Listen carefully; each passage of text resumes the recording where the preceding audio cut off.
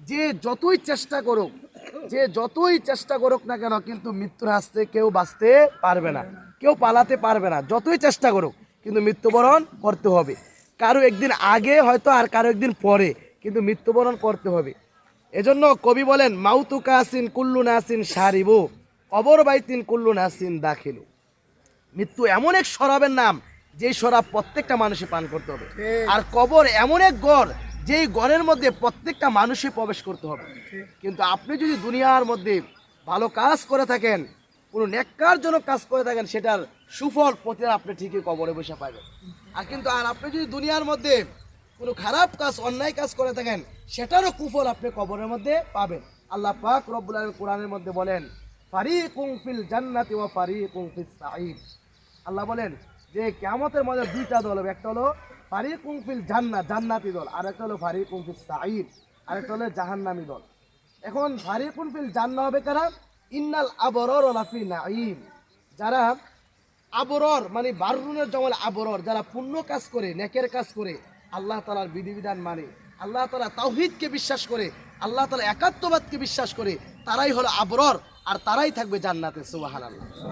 আর দুই নাম্বার দল হলো ওয়া ইন্নাল ফুজ্জারি লাফি সিজ্জিন। আর যারা হলো ফুজ্জার, পাপাচার, দুনিয়ার মধ্যে পাপাচারি করে মানুষের সম্পদ লুণ্ঠন করে খায়, মানুষকে ধিক্কার জানায়, বিভিন্ন লোভের কারণে সে মানুষকে মানে পরোয়া করে কথা বলে না।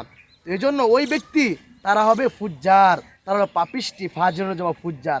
এই পাপিষ্টগুলোর স্থান হইল ইল্লিয়িন, তারা জাহান্নামের ইল্লিক নামক স্থানে থাকবে, সিজ্জিন নামক স্থানে থাকবে। এই জন্য মোহতারাম হাজরিন, এটা বয়ানের জায়গা নয়।